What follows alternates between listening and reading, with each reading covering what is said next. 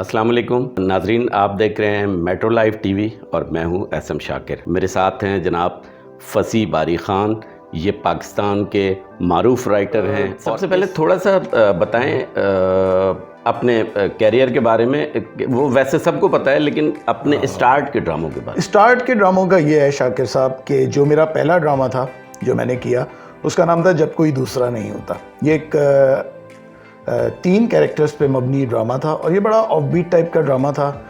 उस वक्त क्योंकि टीवी पे जो ड्रामे हो रहे थे उनमें बड़े एक्सपेरिमेंट्स हो रहे थे, तो जाहिर सी बात है हम भी जब वो ड्रामे देखते थे, चाहे वो डॉक्टर अनवर सज्जाद के हों या बानो कुद्सिया के हों या दूसरे लोगों के, सरमद साहबाई के हों, तो हमें भी ये था कि भाई ड्रामा करना है तो कुछ अलग करना है, मतलब जो हम चाहते हैं हम वो अलग तरह का काम करना चाहते हैं। तो अच्छी बात ये हुई कि मेरे दोस्त हैं आतिफ हुसैन, जो अब हयात नहीं हैं, बड़े अच्छे डायरेक्टर रह चुके हैं, तो वो जो है उनको मेरा काम हमेशा से बड़ा होता, वो बड़ा मुझे इनकरेज करते थे। वो मुझे बड़ा, जैसे वो उस दौर में होता है ना जब आप यंग होते हैं, तो वो कहते थे फसी मुझे पता है तुम यहाँ जाओगे, ये करोगे और हम मिल के कुछ करेंगे। तो मैं समझता था ऐसी जो सब करते हैं, जाहिर सी बात है जब आप कड़के होते हैं, आपके पास कुछ नहीं होता, तो आप इसी तरह के मंसूबे होते हैं, लेकिन ये मंसूबे ही होते हैं जो आपको ज़िंदगी के करीब करते हैं, ज़िंदगी से जोड़ते हैं। तो आतिफ की मजाक में कही हुई बात ऐसी आई गई होगी। फिर एक दिन क्या हुआ, रात में आतिफ मेरे पास आया, रात को 10:30 बजे। मैं परेशान मिला इतनी रात को। उसने मुझे कहा कि तुमने एक ड्रामा किया था अलियांस फ्रांसिस में, उसका नाम था शरर। उसने कहा कि वो अलियांस फ्रांसिस वाला जो ड्रामा है शरर, वो मैं करना चाहता हूँ टीवी के लिए, तो मुझे उसका मुझे एक लॉन्ग प्ले बना दो। उस ज़माने में लॉन्ग प्ले कहा जाता था या तवील दौरानिया का खेल कहा जाता था, क्योंकि टेलीफिल्म की इस्तिलाह बाद में ज़्यादा हुई, ज़बान ज़द-ए-आम हुई। तो मैंने कहा मैं बिल्कुल कर देता हूँ। और आप ये देखिए कि वो शौक़ का आलम ऐसा था, वो रात को वो कह के चले गए, मैं पूरी रात कलम घिसता रहा, बस समझे 1-1.5 दिन के अंदर वो पूरा जो ड्रामा तो क्योंकि तैयार था, वो कहानी किरदार सारे मेरे पास से, बस उसको ड्रामेटाइज़ करना था। अच्छा, ड्रामेटाइज़ करने का मुझे इसलिए थोड़ा सा मसला नहीं हुआ जो अमूमन नए लिखने वालों को होता है, कि मैंने पीटीवी के काफ़ी स्क्रिप्ट्स जो थे, जो अच्छे राइटर्स के थे, वो मैं पढ़ चुका था। ख़ासतौर पर हमीद काश्मीरी साहब, जो जब मैं आर्ट्स काउंसिल में था तो वो उन्होंने मेरी क्लासेस भी ली थी, तो उनसे मेरी एक बड़ी अच्छी दोस्ती कह लें, एक बहुत अच्छा उनके साथ एक रब्त जो था ना मेरा, वो हो गया था। तो वो भी बहुत इनकरेज करते थे। तो हमीद साहब ने मुझे अपने दिए हुए थे, उन्होंने उनके सारे अच्छे अच्छे जो ड्रामे थे वो मैं पढ़ चुका था, तो मेरे लिए कोई इतना मसला नहीं हुआ ना। तो मैंने उसको ड्रामेटाइज़ किया और फिर जनाब जी उसकी शूटिंग शुरू हो गई, मतलब शूट उसकी स्टार्ट हो गई। उसमें जवेरिया जलील थी, शगुफ्ता एजाज थी, यासिर नवाज थे। तो इत्तेफाक से वही बात है ना, मैं कहता हूँ देखिए कड़ी से कड़ी मिलती है ज़िंदगी में। हमेशा आप देखिए एक वाक़या जो होता है ना, उसके पीछे कड़ियाँ मिल रही होती हैं। ये नहीं होता कि अचानक वो वाक़या बिल्कुल अचानक हो जाए। तो मेरे साथ भी ये हुआ कि वो आतिफ का प्ले यासिर कर रहा था, यासिर को स्क्रिप्ट पसंद आया, तो उसने मुझे कहा यार ये कौन राइटर, उसने कहा बिल्कुल नया राइटर है, दोस्त है मेरा। फिर यासिर ने कहा कि मुझे उससे मिलना है, तो फिर मैं यासिर से मिला, तो यासिर ने मुझे कहा कि यार मैं एक रोमांटिक सा, मतलब एक वो करना चाहता हूँ, लॉन्ग प्ले करना चाहता हूँ। उसके पास अच्छी कास्ट थी, नादिया जमील थी, उसके पास अपना हुमायूं सईद था, तज़ीन थी। तो मैंने कहा जी करते हैं। तो उसका नाम जादू था। तो मतलब वही बात है ना, किस्मत जो होती है ना, मैं कहता हूँ किस्मत का आपको नहीं पता होता, कहाँ आपको ले जाए, इधर ले जाए, इधर ले जाए, आप कुछ नहीं कह सकते। तो किस्मत ने ये किया कि मेरा वो जो ड्रामा था जो मैंने सबसे पहले किया था, वो तो जी सेंसर में फंस गया, क्योंकि मैं शुरू से मेरी एक इमेज रही है, मैंने थिएटर के भी जो प्लेज लिखे वो बोल्ड लिखे, तो मैं अपनी शराइत पे लिखता हूँ, अपनी मर्ज़ी का लिखता हूँ। तो जब आप अपनी मर्ज़ी का काम कर रहे होते हैं ना, तो फिर उसमें जाहिर सी बात है दुनिया के पहरे भी होते हैं, दुनिया की पाबंदियाँ भी होती हैं। तो वो जो है वो बाद में खैर ऑन एयर चला गया, लेकिन उस वक्त वो नहीं गया। तो फिर वो यासिर वाला जो लॉन्ग प्ले था जादू, जब वो चला तो फिर मुझे इंडस्ट्री से उसका फीडबैक बहुत अच्छा मिला। जैसे सुल्ताना सिद्दीकी हैं, मतलब किसी के साथ कम होता है लोगों के साथ, कि मेरा पहला प्ले जब ऑन एयर गया तो मुझे सुल्ताना सिद्दीकी ने अप्रोच किया, मुझे महरीन जब्बार ने अप्रोच किया।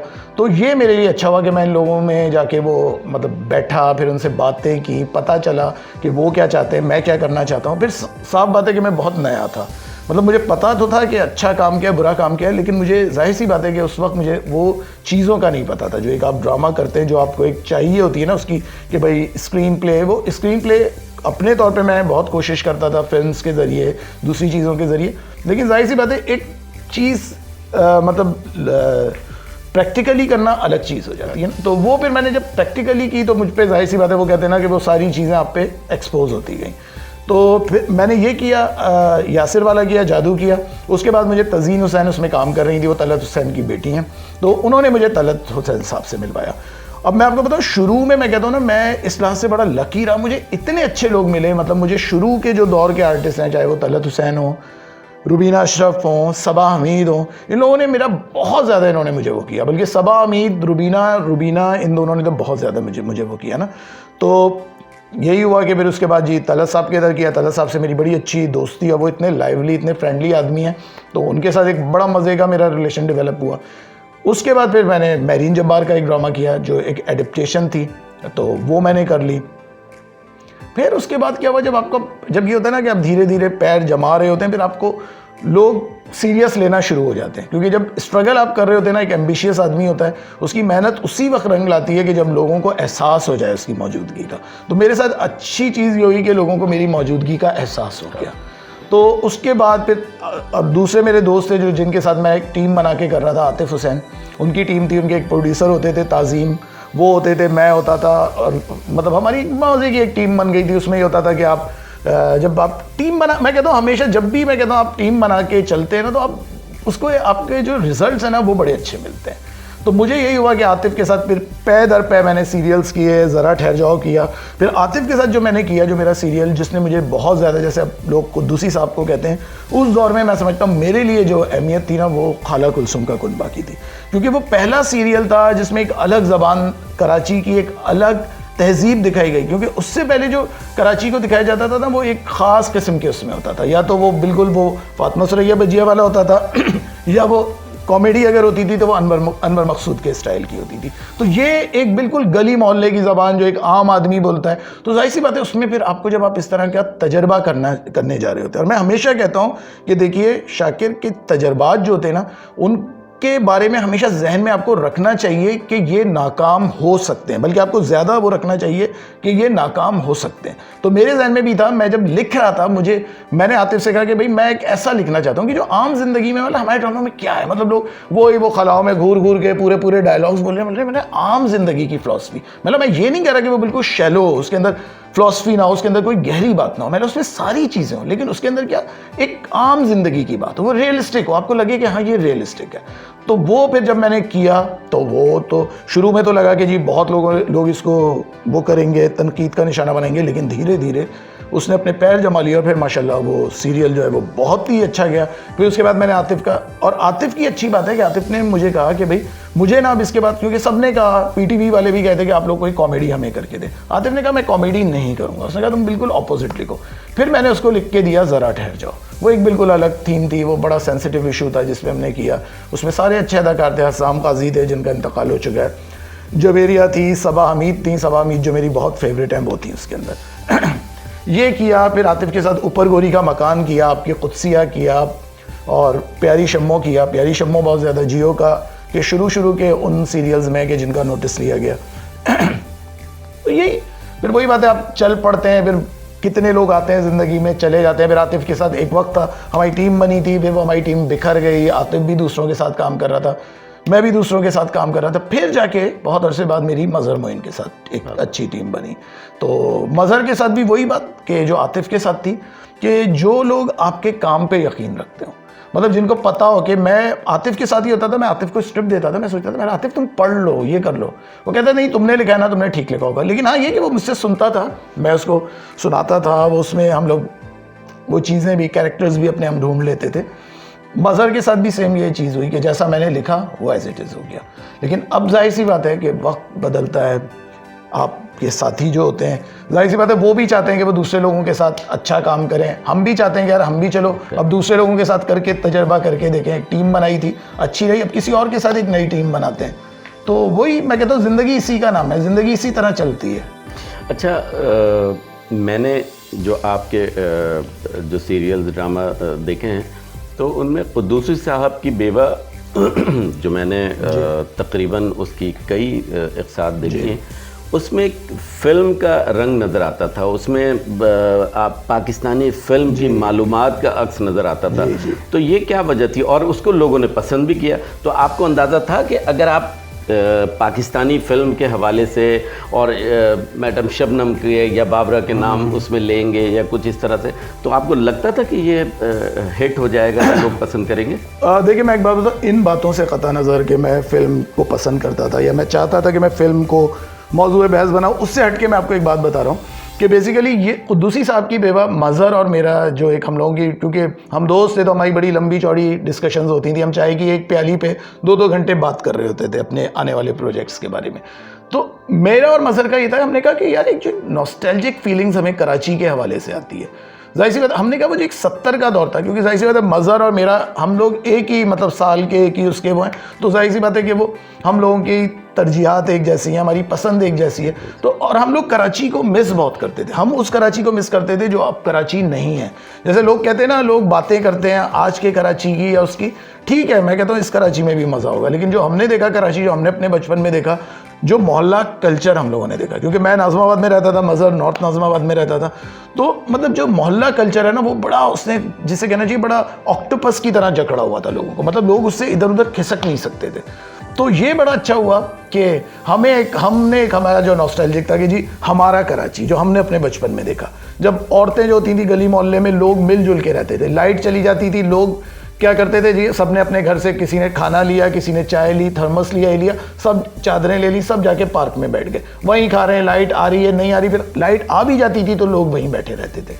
मतलब छोटी छोटी खुशियां थी। और मसला यही होता है कि देखिए हमने ना बड़ी बड़ी खुशियों के इंतजार में ना अपनी छोटी छोटी खुशियों से मुंह मोड़ लिया। तो ये हमारा जिसे कहना चाहिए अलमिया है। तो वो जो कराची का वो जो वक्त था ना, हमने मज़हर ने जब हमने, जाहिर सी बात है जब हम 70s को वो करते हैं, डिस्कस करते हैं, तो फिल्म उस वक्त जाहिर सी बात है फिल्म की आप देख लें क्या स्ट्रॉन्ग जिसे कहना चाहिए वो थी कि मतलब हम रेडियो को लाते हैं उस ज़माने में कि जब लोग शिजान हिट परेड और फलाना फलाना जो टीवी के प्रोग्राम देखने, गीतों भरी कहानी, तो हम मतलब इनफैक्ट एक फिल्म का जब ट्रेलर होता था ना, जब वो आ जाता, जंग में लिखा जाता था कि जी आज इस फिल्म का वो ट्रेलर दिखाया जाएगा उस ड्रामे में, तो ड्रामे से ज़्यादा उस ट्रेलर का जो है आपको इंतज़ार हो रहा था। बिल्कुल बिल्कुल।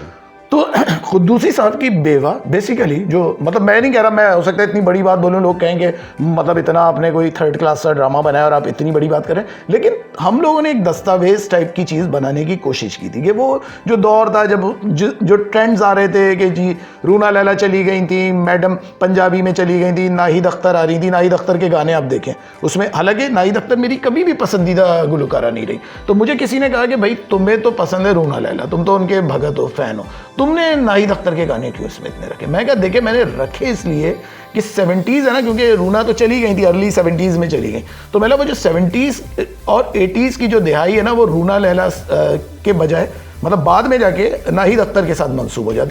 तो वही मैं कह रहा था कि वो जो नाहिद अख्तर की गायकी का वो था, तो उसमें नाहिद अख्तर के गाने, तो क्योंकि मुझे लगा कि जब हम वो दिखा रहे हैं, हम मतलब हम उसको जो अपनी नज़र में ले रहे हैं ना, 76 ले रहे हैं, 77 ले रहे हैं, 78 ले रहे हैं, हालांकि हमने एरा मेंशन नहीं किया, और इसकी वजह से हम लोग बचे भी रहे, क्योंकि आप जाहिर सी बात है, एक तो हमारे तो मज़हर और मेरे जो ड्रामे होते हैं ना, वो एक मिसाल है, बड़ी गंदी मिसाल मुझे लगती है कि थूक में पकोड़े तलना। तो हमारे तो प्रोजेक्ट्स होते हैं ना, दूसरों के प्रोजेक्ट्स में बड़े बड़े ग्लैमरस हीरो हीरोइन होते हैं, हमारे इसमें तो कोई होते ही नहीं है, हमारे इसमें तो होते ही नहीं है ना, तो वो मतलब, और हमें जो कहा जाता है कि जी इसमें पैसा नहीं खर्च करना, इसमें नहीं करना, फिर दूसरे वो जैसे नहीं होते यतीमों के साथ एक इम्तियाजी सलूक किया जाता है, तो हमारे साथ होता है कि जी अचानक मतलब जब आपको कोई बड़ा ड्रामा आपको नहीं मिल रहा होता, तो जी आ गया कि जी आपके पास 1-1.5 हफ्ता है, इसके अंदर आप सीरियल खड़ा कर लें अपना।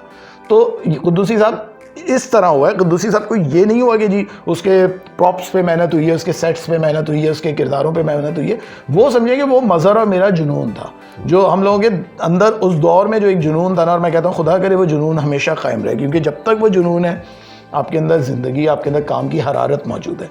तो ये हुआ।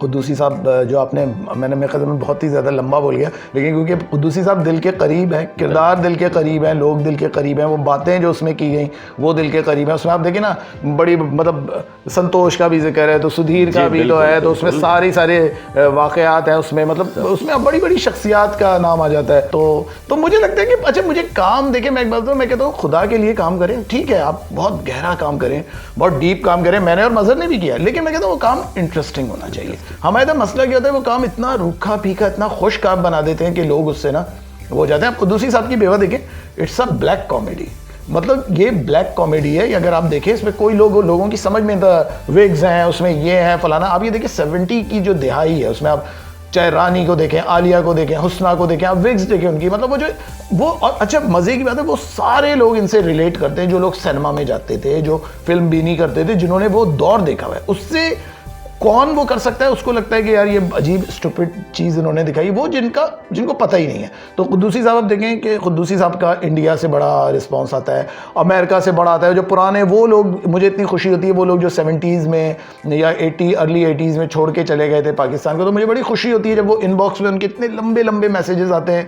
वो कहते हैं कि ये तो हमारे लिए एक थेरेपी है। तो मतलब आप सोचिए, गायनेकोलॉजिस्ट जब आपको ये कह रही है कि मुझे मतलब कैंसर डायग्नोज हुआ था, तो कह रही है मैंने तो आपके कुद्दूसी साहब की बेवा को एक थेरेपी के तौर पे अपने तौर पे लिया, और वो माशाल्लाह वो फिट हो गई। तो यही है, मैं कहता हूँ जब लोग कहते हैं ना कि अच्छा है, तो फिर मैं कहता हूँ वो आपको ऑक्सीजन मिल रही है, वो फिर आपको लगता है। अच्छा, एक चीज़ ये बताएं कि जब आप ये कहानी लिख रहे थे, तो उस वक्त मदर मोइन साहब को कास्ट का ज़ाहिर है कहा गया होगा, या फिर प्रोड्यूसर ने उनको कहा हो, तो आपके जहन में ये हिना दिलपजीर थी? हाँ, हिना थी। देखिए हिना, क्योंकि उससे पहले हिना हमारा बंसोट कर चुकी थी, फिर हिना ने मेरे और मज़हर के बहुत ज़्यादा इंडिविजुअल प्लेस कर लिए थे उन्होंने ना, बड़े अच्छे अच्छे। फिर देखिए हिना, मैं कहता हूँ ना, मैं कहता हूँ बहुत सारी एक्ट्रेसेस हैं, लेकिन मैं कहता हूँ हिना एक हैरान कौन एक्ट्रेस है। और हिना को मैं कहता हूँ ना, हिना को अपनी उस चीज़ का एहसास है ना, जो हमारे इधर के लोग हैं उनको, जो बड़े आसानी से कह देते हैं हिना तो अब एक ही करने लगी है, हिना तो ये हो गई, उनको नहीं पता। मैं अभी भी कहता हूँ, मैं हिना के साथ काम नहीं कर रहा कुछ अरसे से, इत्तेफाक ऐसा है क्योंकि मुझे लगता है हिना को मैं उसी कैरेक्टर में लूँ जो मुझे लगे कि हिना के शाया निशान है। क्योंकि देखिए वो जो कहते हैं ना, एक शहनशाह दूसरे शहनशाह के साथ शहनशाहों वाला सलूक करता है, ये तो वही है कि एक आदमी को पता होना चाहिए। मैं खुदा ना खास्ता अपने आप को शहनशाह नहीं कह रहा, मैं एक मिसाल के तौर पर कह रहा हूँ आपको। तो मैं आपको बता रहा हूँ कि जो एक जिसको पता होता है, जैसे फर्ज करें आप हैं, आप एक फिल्मी पर्चा चलाते हैं, आपको पता होगा कि ये अच्छा लिखने वाला है ना, इसको मेरे अखबार में होना चाहिए। ये हर आदमी के अंदर एक ख्वाहिश होती है, तो मेरे अंदर भी एक ख्वाहिश थी। तो हिना का मुझे ये था, हिना का मज़हर और मुझे बहुत अंदाज़ा था, क्योंकि हिना से जो हमारी बातें होती थी, और हिना आम ज़िंदगी में आप देखिए वो इंतहाई सीरियस खातून है, इंतहाई, मतलब कुछ लोग तो कहते हैं हिना तो जी बड़ी बोर है, जैसे मुझे भी बाज़ लोग कहते हैं कि आप बोर है ना। लोग समझते हैं कि पता नहीं हम कॉमेडी अगर लिख रहे हैं तो हम पता नहीं कि हंसी का गोलगप्पा बन चुके होंगे। तो लेकिन हाँ, मुझे कॉमेडी पसंद है, मुझे मतलब अच्छी लगती है। तो हिना का यही था, हिना की कारकर्दगी हमारे सामने थी, हिना की चीज़ें हमारे सामने थी। तो हमें लगा, शुरू में हम हिना से इतने कैरेक्टर्स नहीं करवाना चाह रहे थे, बल्कि हम दूसरे लोगों से भी करवाना चाह रहे थे। लेकिन फिर ये हुआ कि आपको पता है कि एक ड्रामा जब आप बहुत ही इमरजेंसी में कर रहे होते हैं, और फिर जाहिर सी बात है एक्टर्स सब बिजी होते हैं, तो कुछ के पास टाइम था, कुछ के पास टाइम नहीं था। जैसे अम्मा का हम लोगों के जहन में आता था पहले, शायद हम लोग उज़्मा गिलानी भी हमारे जहन में थी कि जब हिना से हमारा वो नहीं होता। हिना जाहिर सी बात है टू यंग, लेकिन अगर आप देखें हिना ने, मैं कहता हूँ हिना को मैं कॉम्प्लीमेंट मैं हिना को अक्सर देता हूँ। मैंने कहा हिना मुझे अर्शे मुनीर बहुत पसंद थी, तुमने उनकी याद दिला दी इसमें। कुद्दूसी साहब की बेवा में अम्मा का रोल है, और जो मुझे, हालांकि सबको शकूरन बहुत पसंद है, लेकिन मुझे जो पर्सनली जो मेरे दिल से करीब है ना, वो मतलब अम्मा का कैरेक्टर, जो मुझे लगता है कि, और अम्मा का और एक बदरखा का मुझे पसंद है, जो एक लड़की ख्वाबों में रहती है, परवीन शाकिर की शायरी पर। तो ये दो मेरे बहुत ज़्यादा, जिसे कहना चाहिए, पसंदीदा। अच्छा, ये कामयाबी के साथ ये ऑन एयर था जी, अचानक इसको बंद कर दिया गया?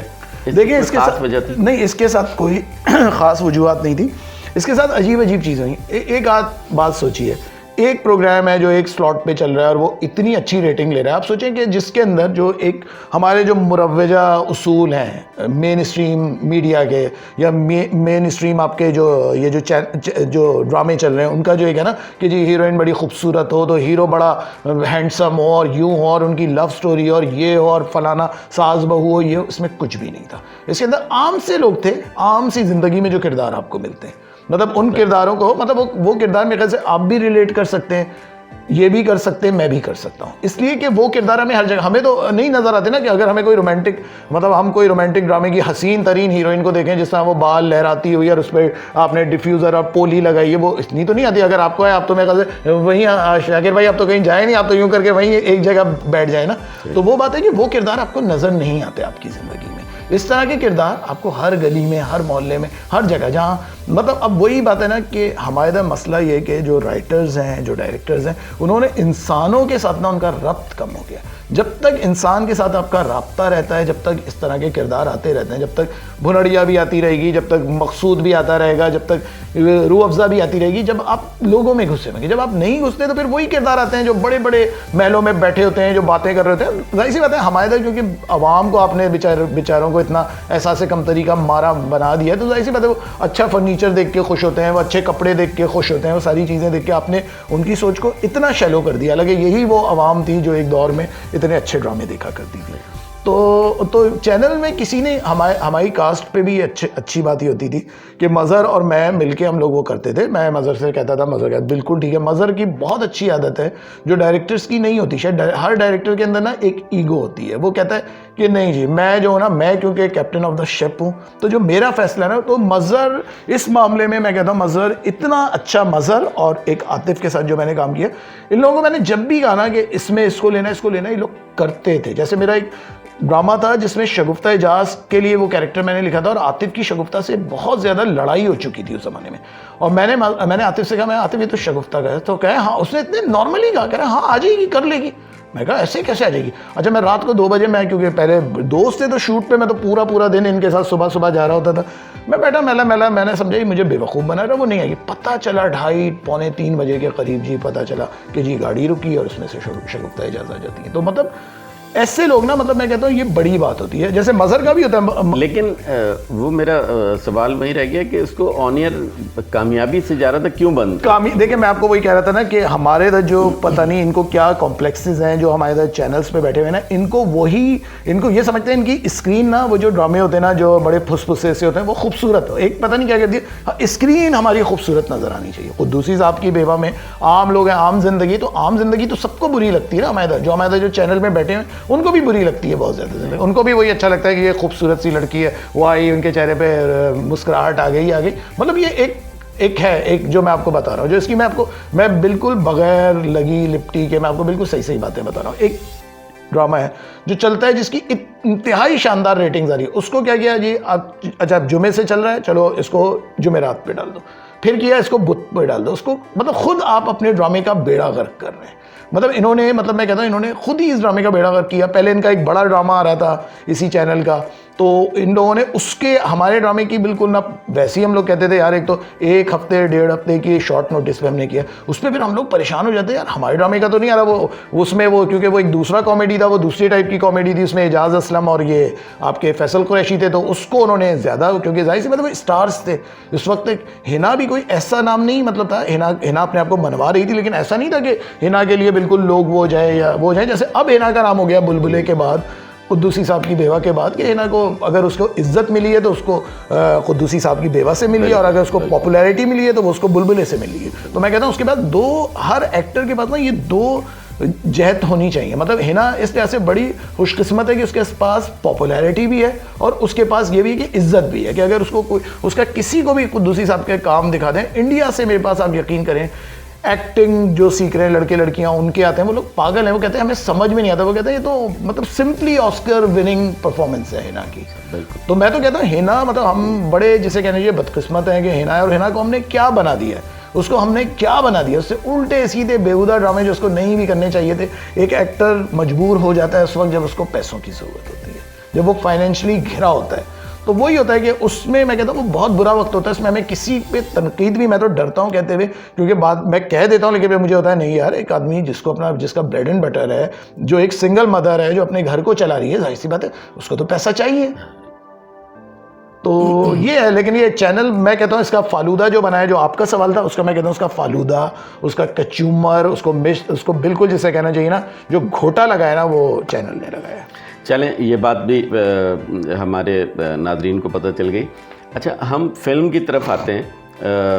अभी 2 साल कबल आपकी एक फिल्म थी 7 दिन मोहब्बतें। जी। अच्छा, मैंने खुद वो फिल्म देखी, बड़ी खूबसूरत फिल्म थी, और वो जाहिर है कि उसमें जो कुछ था कॉमेडी थी, बहुत अच्छी थी, आर्टिस्ट अच्छे थे, और बिजनेस भी उसने बहुत अच्छा किया। लेकिन उसको 3 फिल्मों के दरमियान, 4 फिल्में थी उसके दरमियान रिलीज़ किया गया, और मेरी फीलिंग ये है कि उसके फ़ौरन बाद फिर उन्होंने एक इंडियन कोई फिल्म थी जी वो पहले तो ये था कि 2 हफ्ते, फिर वो 2 हफ्ते से भी पहले उनको इतनी, जो IMGC वाले हैं, जो मतलब खुद सोचिए कि जो उसका डिस्ट्रीब्यूटर है, मतलब आप देखें मैं कहता हूँ IMGC ने जिस फिल्म को लिया उसने उसको तबाह किया, बर्बाद किया, और सब रोते हैं उसके बाद कि भाई अगर IMGC को दिया तो हमने तबाह किया। तो मैं तो क्लियर आपसे सारी बातें कर रहा हूँ। अच्छा, दूसरे लेकिन IMGC वाले अगर सुन रहे होंगे तो आपकी बात का बड़ा माइंड करेंगे। करें, बिल्कुल करें, मुझे क्या। मैं IMGC की वजह से तो नहीं मैं टिका हुआ ना मीडिया में, मेरी अपनी एफर्ट्स है, मेरी अपनी स्ट्रगल है। IMGC की तो कुछ भी नहीं। और फिल्म तो मैं समझता हूँ उनको मेरे नाम की ज़रूरत थी जब मैंने फिल्म की। और मैं फिल्म का दूसरे मैं कहना चाहता हूँ कि फिल्म में जो मुझे लगा ना कि जो चीज़ बुरी हुई, जो मेरे हवाले से, मैं उस दौर में इसलिए नहीं कहता था कि फिल्म चल रही है खामखा में मैं कुछ इस तरह का नेगेटिव प्रोपेगेंडा करूँगा तो वो मेरी फिल्म को होगा। तो लेकिन मैं एक बात बताऊँ, मैंने जो फर्स्ट ड्राफ्ट देखा ना, कसम खुदा की मैं उसको देख रहा था, मैंने लगा यार ये अगर इसको एज इट इज़ कर देते, और आप यकीन करें वही डॉन की जो इनकी टीम है उसका एक लड़का है, मैं उसका नाम नहीं लूँगा क्योंकि मेरे ख्याल से उसके लिए होगा, उसने मुझे कहा कि फसी भाई इन लोगों ने क्यों नहीं किया वो पहला वाला, वो इतना हिलेरियस था, वो इतना मज़े का था, उसमें वो लड़की का किरदार जो था ना वो बड़ा मज़े का, वो इतनी लेजी टाइप की, वो इतनी मतलब जिसे कहना चाहिए, बिल्कुल जिसे कहना चाहिए उसका कैरेक्टर मज़े का था कि एक मस्त है अपनी ज़िंदगी। उसको आप ये कहना चाहते हैं कि वो तब्दील किया, मतलब जो आप चाह रहे थे उस तरह से। देखिए फिल्म के ना ड्राफ्ट होते हैं, फिल्म के ड्राफ्ट होते हैं। फिल्म में ऐसी बात है, देखिए मैं एक बात बताऊं, फिल्म मेरे लिए भी एक तजर्बा था। मैंने इससे पहले कभी कुछ नहीं किया था। जीवन आती को लोग कहते हैं, या अक्सर लोग कहते हैं ना कि जी जीवन आती इन्होंने लिखी, वो फिल्म थी। वो फिल्म नहीं थी, वो एक टेली फिल्म थी जो ये जी वालों ने वो की थी। आपको भी पता होगा उस जमाने में जब हालात ख़राब हुए तो उन्होंने लगा दी। तो मैं तो उसको कभी फीचर ना, मैंने वो फिल्म की तरह लिखी थी। मैंने जिस तरह मैं एक टेली फिल्म लिखता हूँ वो तो फेस्टिवल टाइप की। हाँ जी, और मैंने 3-4 दिन के अंदर वो लिखी थी। अब इसमें ये था कि फिल्म का स्क्रिप्ट हमारा तकरीबन मेरा 1 साल खा गया। उसमें क्या ये अरे नहीं ये नहीं यूँ हो जाएगा, ये हो जाएगा, यूँ नहीं हो गया। अब वो जो बात ये कि देखिए मेरे किरदार जो होते हैं ना वो बड़े अवामी टाइप के होते हैं। डॉन वाले वहाँ जो बैठे हुए थे ना, जो उनकी पूरी टीम थी, वो हैं मतलब जाहिर सी बात है, वो कहना नहीं चाहिए मुझे, बहुत घटिया वो लगती है, क्योंकि ज़रूरी नहीं है कि जी कोई अपर क्लास का है या कोई जो उस क्लास से बिलोंग करता है वो कोई बहुत ही शैलो होता है, कुछ होता है। मैं सारे लोगों को नहीं कह रहा, लेकिन मैं कह रहा हूँ कुछ जो बर्गर्स होते हैं ना वो कहते हैं नहीं नहीं oh it's so cheap, it's so ये जो साइकी है ना, या ये जो नफ्सियात है ना, मुझे इससे वो है। क्योंकि इन लोगों ने फिर क्या किया, इन्होंने जो मज़े की चीज़ें थी उसमें, हिना का कितने मज़े का सीन था जो हमारे डायरेक्टर ने पूरा वो किया था कि इसको वो किडनैप करके ले जाती हैं औरतें, और वो हिना को वो गाड़ी के छत के ऊपर उन्होंने वो किया था, और उसमें हिना जो चीख रही है, हिना की जो उसमें चीज़ें थी, ऐसी बात है। आप सिनेमा कर रहे थे, सिनेमा में आपको को एडवांटेज मिलता है, जो वो जिस तरह की लैंग्वेज एक आदमी घबराहट में जो बोल रहा होता है। मुझे हैरत होती है कि यार वो तो कोई भी आदमी कोई बेवकूफ़ी होता कि अगर वो सीन नहीं रखता, क्योंकि वो तो उसका प्लस पॉइंट था उस फिल्म का। वो तो इतना मज़े का हिलेरियस, वो मैं देख चुका था, वो इतना मज़े का, वो सीन इन्होंने काट दिया। और अजीब अजीब चीज़ें उसमें करके, जैसे मैं जावेद शेख का मैं एक बात बताऊँ, मैं इतना सीरियस टाइप का जो है जिन नहीं बना, मैंने बहुत मज़े का उसको, मैंने जब शुरू में भी इसका वो किया था कि वो कुर्ता पजामा पहनता है, और वो जो मैंने उसकी वो की हुई थी बिल्कुल टिपिकल जो आपके रणछोड़ लाइन में इधर जो फिर रहे होते हैं ना, जिनको लोगों को पता भी नहीं चलता, एक आदमी है सर्दियों में उसने मफलर पहना हुआ है और वो पहना हुआ है और वो यूं करके जा रहा है रेडियो सुनता हुआ, इस टाइप का वो कैरेक्टर था। तो वो जाहिर सी बात है जब आपके किरदार चेंज हो जाते हैं, फिर जाहिर सी बात जब आपके किरदार चेंज होते हैं तो आपकी भी उन किरदारों से अपना ये थोड़ी कम हो अच्छा, किरदार के अलावा एक गाना भी उसमें डाला था वो हमारे यहाँ कोशिश फिल्म का। जी जी जी जी। तो उसके बाद पता ही चला कि हमारे यहाँ ये बड़े मसाइल हैं यार। ये पता है, आप देखें कॉपीराइट्स का, तो आप देखें कुद्दूसी साहब की बेवा जो है ना, मेरा ड्रामा वो इसीलिए ख़राब हो चुका है मुकम्मल तौर पे, क्योंकि कुद्दूसी साहब की बेवा में जो एक ख़ास जो उसका एलिमेंट है ना, वो उसके फिल्मी गाने वो सारे, अब वो क्या था, वो कहीं भी वो गाने, और काफ़ी हमने क्योंकि वो गाने शूट किए थे, क्योंकि वो लोग आप अगर इस तरह के आर्टिस्ट होते हैं ना जो हमारे के माशाल्लाह जो कॉमेडी करते हैं, जिनको कॉमेडी की तमीज़ नहीं है, तो मैं तो कभी गाने रखता भी नहीं। मुझे पता था हिना है, वक़ार था, बद्दो थी, सब लोग थे, तो वो लोग सब इंजॉय करते थे, तो वो मज़ा आता था। वो अपने बड़े बड़े गाने वो किए हुए थे, वो सारे गाने अब अचानक वो आ जाता है कि जी ये क्लेम है इसका, तो इसकी वजह से। और मैं समझता हूँ कि अगर वो गाना इसमें होता, बिजली भरी है मेरे अंग अंग में, और उसको चलने देते, उसमें क्या था, लेकिन अच्छा मुझे ना अब सारी बातें मैं सोचता हूँ ना, फिर मैं कहता हूँ मुझे, क्योंकि देखिए मैं बड़ा ना ऑप्टिमिस्ट आदमी हूँ, मैं कभी ये नहीं करता कि जैसे मुझे कोई इतनी मायूसी में नहीं धकेलता कि जी आपने फिल्म की वो यूँ हो गई। मैं कहता हूँ ठीक है, जो भी हुआ उसमें ठीक है, जो किया जो नहीं किया ना, मैं कभी कहता हूँ कि जी कामयाब हुई नाकाम हुई, मैं तो इस बहस में पड़ता ही नहीं, क्योंकि ये नाकाम तो नहीं है वो फिल्म, नहीं चले जो 12-14 करोड़ का तो उसका, तो चले मुझे तो इससे कोई मेरा इससे कंसर्न ही नहीं है। लेकिन हाँ मैं ये कहता हूँ कि मुझे तजर्बा लेना था मैंने, क्योंकि मैंने कभी टीवी में ना इतना कमर्शियल काम नहीं किया। मेरा ज़िंदगी का मैं कहता हूँ ना, मैंने सबसे कमर्शियल काम 7 दिन मोहब्बत इन कर लिया। अब मैं नहीं करूँगा, मैं साफ वाज़े अल्फाज में कह रहा हूँ, मैं इस तरह की फिल्में नहीं करूँगा। मैं वही फिल्में करूँगा जिस तरह के मेरे ड्रामे होते हैं, जिस तरह के मेरे ड्रामों का मिजाज होता है, या जो मैं मतलब अवामी टाइप की चीज़ें। क्योंकि जिस तरह के लोग इधर बैठ गए ना, वो लोग अवामी जो है ना, उसको पता नहीं, उनको घिन आती है, उन लोगों से कराहियत आती है। जबकि मुझे ऐसा लगता है कि अवाम की कहानी सुनाएंगे, लोगों की कहानी सुनाएंगे, तो मुझे लगता है कि लोग ज़्यादा जुड़ेंगे आपके साथ। अच्छा, एक और चीज़ मैं आपसे शेयर करूँ, ये जो डायरेक्टर थे ना, ये डायरेक्टर बहुत अच्छी टीम है, क्योंकि इनसे मेरी अभी भी दोस्ती है। वरना ये होता है ना कि फिल्म आपकी हो गई, ड्रामा हो गया, ख़राब हुआ या कुछ हुआ तो आप बिल्कुल अलग ना कता ताल्लुक़ करके बैठ जाते हैं, लेकिन इनसे मेरी अभी भी दोस्ती है, मैं इनसे भी इन टच रहता हूँ। तो मुझे याद अच्छी था जब ये गाना था यूं ही रास्ते में, अली सेठी वाला, जो मायरा खान का छत पे इनका था। आप यकीन करें, इनके पास कोई बजट नहीं था। ये मीनू जो है, ये क्योंकि ये इसने इंडिया में काम किया है, इसने असिस्ट किया लोगों को, वो जाहिर सी बात है वो लोग प्रोफेशनल लोग हैं, हमें मानना चाहिए। तो वो तो बेचारी सर पकड़ के बैठी, उसने कहा ना कोई बजट, ना इन्होंने कोई कपड़ों का बंदोबस्त किया। वो मायरा शायद साड़ी वाड़ी कहीं से लेके आई, कुछ किया, और आप यकीन करें वो कह रही कुछ नहीं था। फिर कह रही मैंने चादरें मंगवाई वाइट के, भाई छत एक मिल गई बस खाली, तो उसमें हमने वो कर दिया। स्टोरी बोर्ड इन्होंने बनाया, आपने देखा वो जो टीपू था उसके बचपन का उन्होंने वो किया, वही जो शीश जो हमारे दोस्त है साजी गुल, उनका बेटा है, तो उसने भी वो किया। उसमें जब वो उसका बचपन दिखाते हैं, एक लड़की आती है, उसको कोई मार रहा है, तो वो बड़ा क्यूट सा लग रहा था स्क्रीन पे। सोचे उन बेचारों को कोई बजट नहीं था उसका। और आप अगर वो फिल्म देखें, मतलब मैं तो कहता हूँ कि आपको खुद ही पता चल जाता है 14 करोड़ नहीं 14 करोड़, और एक गाना आपने मज़ार पे कर दिया, एक गाना आपका वो हो गया। लेकिन इससे ये ज़रूर हुआ है कि ये मेरी अपनी ज़ाती फीलिंग है कि ये पाकिस्तानी फिल्म को नुकसान पहुंचा है। हाँ, पाकिस्तानी फिल्म को ऐसा करेंगे तो दूसरे प्रोड्यूसर्स जो है, भाई देखिए, मैं तो एक राइटर के तौर पे मैं एक बात बता रहा हूँ, मेरा बहुत बैड एक्सपीरियंस, मुझे उसके बाद भी बहुत लोगों ने ऑफर की है कि हाँ, तो लेकिन मैं इस बात पे आना चाह रहा था कि उस फिल्म के बाद फिर आपको जी मुझे फिल्म की ऑफर जी मुझे ऑफर हुई। मुझे मेरी कुछ लोगों से, अच्छे लोगों से जो है फिल्म के लोग हैं, उनसे भी मेरी मीटिंग हुई। लेकिन अच्छा, मज़े की बात है कि 7 दिन मोहब्बत, इनका मुझे जो फिल्म के लोग थे उन्होंने बड़ा अच्छा रिस्पांस दिया। जैसे हसन अस्करी हैं, उन्होंने बहुत ज़्यादा उनका फीडबैक बड़ा वो था। दूसरा उन्होंने वो किया था, तो मुझे खैर वो नहीं है। और मैं कहता हूँ कि वही बात मैं आपसे बार बार कह रहा हूँ, तजर्बा था, तजर्बा अच्छा भी हो सकता है, तजर्बा बुरा भी हो सकता है, लेकिन अब मैंने ये सोचा कि अब मैं करूँगा, मैं बहुत सोच समझ के करूँगा। सबसे पहले मैं देखूँगा कि प्रोड्यूसर में कितना वो है दम। अच्छा, अभी कुछ खबरें गर्दिश कर रही थी कि मज़हर मोइन जो है वो कोई फ़िल्म की प्लानिंग कर रहे हैं कुछ, और जाहिर है जब मज़हर मोइन फ़िल्म की प्लानिंग करेंगे तो उसमें आप ज़रूर उसकी। अच्छा, अभी तक मेरी अभी तक बात नहीं हुई मज़हर से। हाँ, मेरी मज़हर से इस टॉपिक पे नहीं हुई बात, तो देखें क्या होता है। चलें कोई नहीं। कोई भारतीय फिल्म आपने इंडियन फिल्म भी लिखी है अभी? जी मैंने वो आधी लिख दी है वो फिल्म, वो मीनू ही कर रही है वो। अच्छा, वैसे मीनू और फरजाद की इनकी, क्योंकि इनका वो साथ ये लोग करते हैं फिल्म, लेकिन ये फिल्म मीनू खुद करेंगी, इनकी अपनी वो है। और ये अच्छा खासा इनका हो गया था, बल्कि इनके प्रोड्यूसर भी इनके डिसाइड हो गए थे, फंडिंग का भी हो रहा था। इन्होंने बल्कि मुझे ठीक ठाक पैसे एडवांस भी दी, मैं जो मैं खा के बैठा हूँ लेकिन मैंने आधी लिख दी है।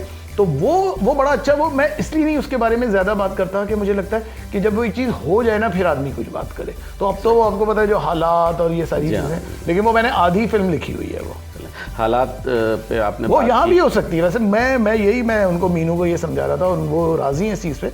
मैं कहा अब इंडिया का जो पाकिस्तान का वो तो चलता रहेगा, ये तो अब नहीं, मतलब ये ख़त्म नहीं होती ये चीज़ ना। तो मतलब उससे तो हम लोगों का अब ये भी है कि शायद हो सकता है इस फिल्म को इधर के लिए करें। हालात की जहाँ तक बात आई, तो इन हालात में मार्च से ये कोरोना का जो सिलसिला चल रहा है, सिनेमाज, थिएटर्स ये सारे बंद हैं, और उम्मीद है कि शायद अब अनकरीब ये सिनेमाज स्टार्ट हो रहे हैं। जी। अच्छा, आप अब क्या देखते हैं कि जी पाकिस्तानी फ़िल्मों का फ्यूचर, जैसे फ़र्ज़ करें कि ये आबाद कैसे होंगे? The legend of Maula Jatt आनी है, एक कुल्फ़ी फ़िल्म आनी है, और यहाँ पर एक फ़िल्म मनी बैक गारंटी है, वो कॉमेडी। अच्छा देखिए, अभी शाकिर देखिए, मुझे ऐसा लगता है कि अभी 1-2 साल तक हालात ज़रा वो रहेंगे, क्योंकि आपको पता है लोग कॉन्शियस हो गए हैं, लोग वो हो गए हैं। और आपको पता है ना, एक तो हमारे तो एक तो मतलब सोशल मीडिया पे भी जाहिर सी बात है, आप देखते हैं लोग कहते हैं जी कोरोना ख़त्म होगा तो उसके बाद एक और वायरस आ जाएगा फला। लोगों में इतनी एंजाइटी हो गई है, लोग इतने डर चुके हैं। और मैं कहता हूँ ये एंजाइटी सबसे ज़्यादा गलत है। मतलब ये जो आपके अंदर आ रही है ना, ये जो खौफ है, सबसे ज़्यादा बुरा है ये। क्योंकि अगर आप खौफ में चले गए, एंजाइटी में चले गए, फिर तो कोई भी चीज़ होगी ना, कोई भी मर्ज होगा, वो आपको फ़ौरन जाके लगेगा। तो ये जो इस वक्त जो एक सोशल मीडिया पे लोग, वो उल्टे सीधे लोग जिनको ना कुछ पता, ना बेचारे कुछ पढ़े हुए, वो ऐसे ऐसे दावे कर रहे होते हैं कि ये हो जाएगा, कभी आता है जी दुनिया ख़त्म हो रही है, कभी फला ये हो रहा है। तो ये जो अभी जो एक नॉन सीरियसनेस नज़र आ रही है ना, मैं कहता हूँ इसको भी थोड़ा सा वो होना चाहिए, और इसमें मैं तो कहता हूँ कंट्रोल हो किसी तरह ये चीज़। और लेकिन अभी जहाँ तक अब मेरा पूछते, मुझे नहीं लगता कि अभी वो फिल्म की वो जो एक बन गई थी ना, कि लोग बना रहे थे, अच्छी भी बन रही थी, बुरी भी बन रही थी, लोग आ रहे थे, लोग सोच रहे थे इन्वेस्ट करने का, तो अभी मुझे लग रहा है कि इन्वेस्टमेंट आपकी टीवी ड्रामे की तरफ आएगी। अभी आपकी इन्वेस्टमेंट फिल्म की तरफ नहीं जाएगी। मैंने आज आपके यहाँ आया हूँ तो मैंने कई चीज़ें यहाँ देखी, तो बड़ा आर्टिस्टिक सा माहौल है। हाँ। और जब हम सीढ़ियाँ चढ़ रहे हैं तो वहाँ पाकिस्तानी जो यादगार फिल्में हैं, बंजारन है, पंजदरिया का है, गुलनार है, पहली नज़र है, गुलनार है। तो इसी तरह से आपने वो जो फोटो सेट होते हैं उनको फ्रेम किया है। इसी तरह मैंने शायद अपनी इस पूरी लाइफ में या तो मैडम बाबरा शरीफ के यहाँ कुछ इस तरह फ़ोटो सेट देखे थे, या अलमाज बॉबी के यहाँ, और मजहर मोइन का भी इसी तरह आर्टिस्टिक माहौल है। तो ये पाकिस्तानी फिल्म के हवाले से इतना आपने ये मटेरियल, ये क्या बात है? मतलब आपको इतना शौक़ है, आप पाकिस्तानी फ़िल्मों से मोहब्बत करते हैं, वो अंदाज़ा होता है, लेकिन क्या आप बहुत फिल्में देखते थे पाकिस्तानी? बहुत ज़्यादा तो नहीं देखता था, क्योंकि आपको पता है उस ज़माने में जो हालात थे, मतलब ऐसा नहीं था कि आपने टिकट लिया आप चले गए, जाहिर सी बात है आप पेरेंट्स पे अपने डिपेंडेंट होते थे कि वो आपको ले जाते थे। लेकिन उस दौर में फ़िल्में बहुत जगहों पे चल रही होती थी, जैसे शायद जो वो मेरी इस गुफ्तगू से वो लोग ज़रूर वो करेंगे, एंजॉय भी करेंगे, उनको बल्कि उन्होंने देखा भी होगा कि जी मोहल्लों में आपके 3-3 फिल्में लगती थी, आपको नींद आ रही, नींद के झपके आ रहे हैं, आपने तकिया रखा, आप देख रहे हैं, एक के बाद एक फिल्म देख रहे हैं। तो ये चीज़ें, किसी की सालगिरह हुई उस पर कोई फिल्म लग गई। जी हाँ, वो कहलाता था 16 जो 16 mm जो, हाँ उस तरफ भी लोग बैठे होते थे। जी, और वो 16 mm का होता था। और बाकायदा आपकी नाज़माबाद में अगर आप जाएं तो बड़ी दुकानें होती थी जिन पे लिखा होता था कि फिल्म शो, और फिल्म्स के नाम लिखे होते थे। तो फिल्म उस वक्त ज़िंदगी में थी लोगों के, लोगों के स्टार्स जो थे, जो जब भी देखें उस दौर के जो अदाकार हैं वो लोगों के दिलों में बसते हैं, लोग उनको याद। आजकल के देखें जितना भी ग्लैमर होगा, जितना भी इनके अंदर वो होगा, स्टाइल होगा, लेकिन मैं बताऊं लोग अभी तक उन्हीं पे मरते हैं। बल्कि वो लोग भी जो आज के दौर में जो बड़े स्टाइलिश बने हुए या बने हुए, वो भी उन्हीं पे मरते हैं अभी तक।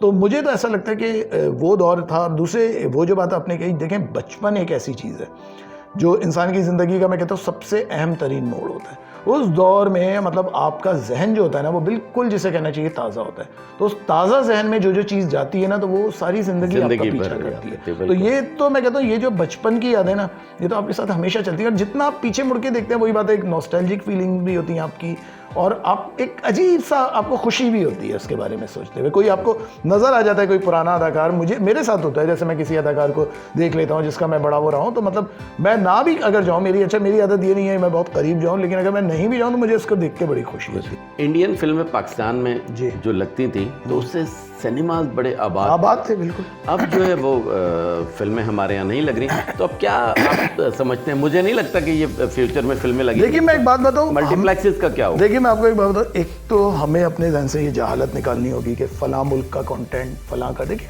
कहीं की भी कोई अच्छी चीज़ है ना, चाहे मैं तो कहता हूँ ईरानियन सिनेमा आना चाहिए, फ़लाना आना चाहिए, इटालियन मूवीज़ हैं इतनी अच्छी अच्छी जो आपके इधर आनी चाहिए।